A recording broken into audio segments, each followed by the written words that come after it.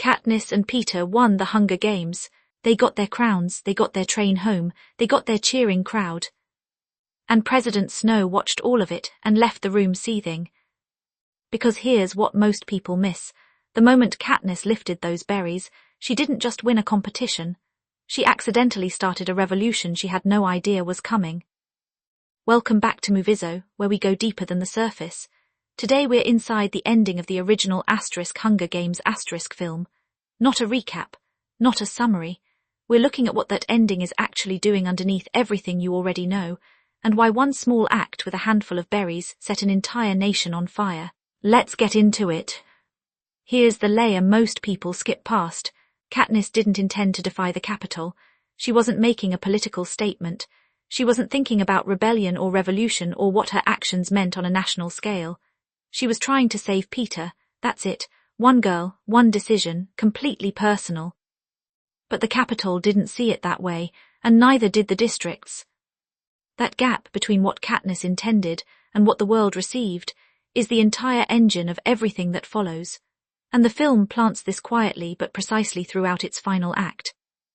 The first signal comes before the berries even happen. When Rue dies, Katniss covers her body in flowers, a small human gesture of grief and dignity. That's all it was meant to be, but the film cuts immediately to District 11, where the people watch on screens, see what Katniss did for one of their own children and erupt. They fight back against the peacekeepers. Food gets spilled. Blood gets spilled. An army has to march in to restore order. One act of kindness, one district, immediate rebellion. Now scale that up. If flowers over Rue caused District 11 to rise, what does 2 tributes defying the Capitol on the most public stage imaginable do to the other 11 districts? That's exactly what Snow is calculating as he watches the homecoming celebration and walks out of the room without a word. He doesn't need to say anything. The film says it for him.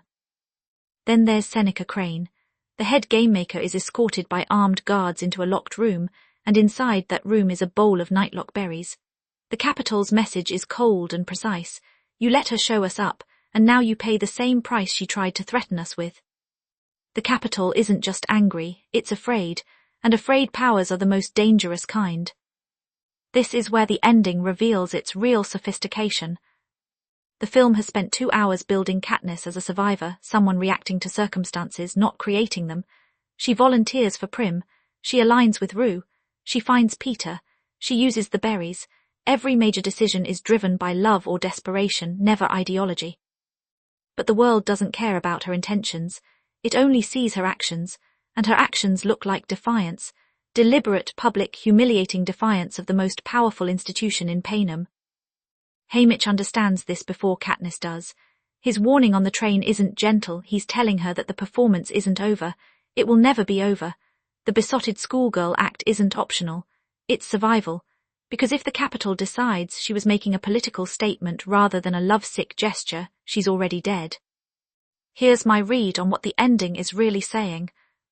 Symbols are more powerful than the people who create them.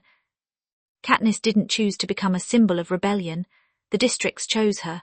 And once that happens, once a person becomes what other people need them to represent, they lose control of their own story. That's the trap the rest of the series locks her into. And it all starts here in the final minutes of the first film, with a handful of berries and a president walking silently out of a room. The battle Katniss thinks just ended was never really about the arena. The real battle had just begun. Here's what I want you to think about before you answer. If Katniss had known the berries would spark a rebellion, do you think she still would have done it? Real answer only. Drop it below.